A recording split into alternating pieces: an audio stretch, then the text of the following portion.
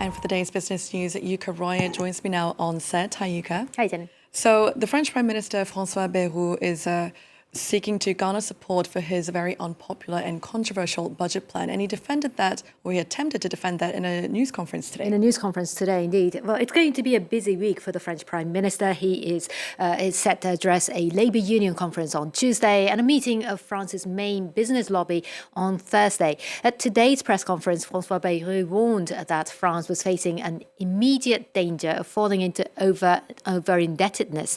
That's when a nation owes more than it can repay. He said that the debt servicing cost will become the largest expenditure this year, surpassing that of education or that of defence. Let's take a listen to him.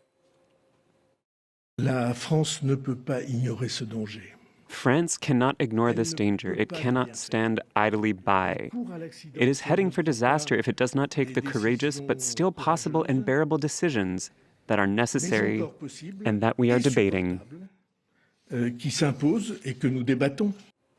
And as you said, Jenny, the 2026 budget plan outlined in mid-July has been deeply unpopular. Unions are threatening to bring France to a standstill with a general strike on the 10th of September. It calls for 44 billion euros in spending cuts with the goal of bringing public deficit down to 4.6% of GDP. The proposed measures include reducing the number of public holidays, deep cuts to unemployment benefits and de-pegging pensions from inflation.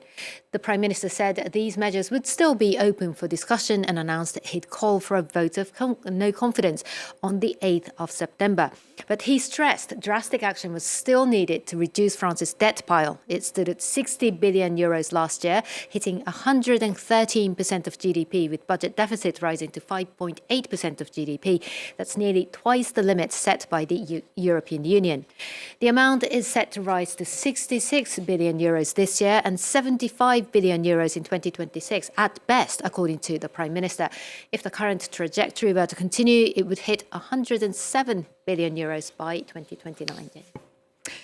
Right, and next up, it's official. The U.S. government has confirmed it's taking a 10% stake in the chip company Intel. The President, Donald Trump, boasting he paid zero for it. Paying nothing. Well, the deal gives Washington a 9.9% stake in Intel in exchange for government grants. Around $2 billion Intel has received to date and a further $9 billion already awarded to it, but not yet paid. The funds were arranged under Biden-era federal programs, including the CHIPS Act.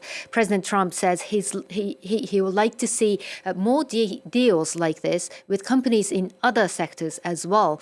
Intel, meanwhile, warned that being part government-owned could hurt its international sales or limit its ability to secure future government grants. Simon Moritz takes a look at what went wrong at the chipmaker, once the king of the semiconductor industry.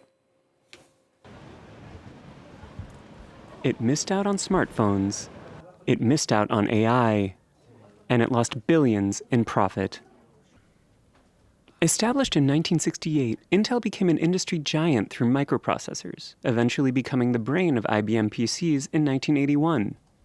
In the 90s, it continued to grow through the memorable Intel Inside marketing campaign and introducing the Pentium microprocessor, increasing its former standard chip speed by 300 times. With the dot-com bubble in the 2000s, its valuation reached $495 billion. However, as the company failed to adapt, even refusing to make microchips for the Apple iPhone because it did not see the deal as profitable enough, Intel's valuation would fall to below $100 billion in 2024, with semiconductor and chip competitors such as NVIDIA far surpassing it.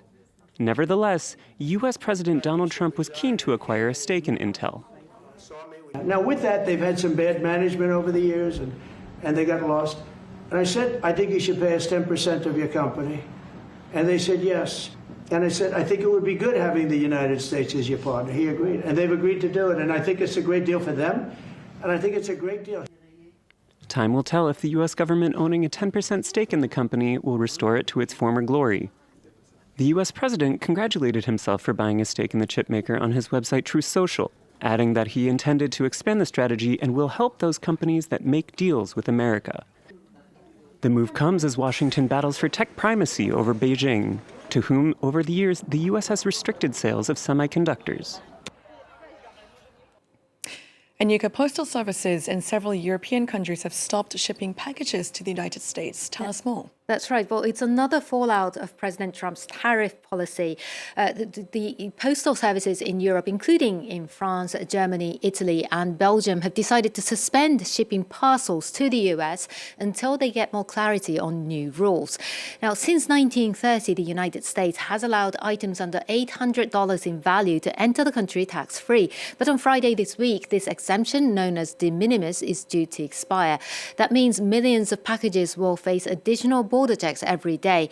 In recent years, it benefited companies like Temu and Shein enormously, with the number of de minimis shipments into the US ballooning from 630 million in 2020 to nearly 1.4 billion last year, prompting the president to close that loophole.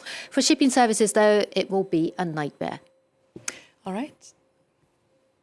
All our members who have even announced the actual suspension of the traffic, it is close to 20. The idea is to return to this new normal as soon as possible. Nevertheless, the development, the testing and the implementation of the new solutions which comply with the new requirements takes time. And that's all for now from the Business Desk. All right.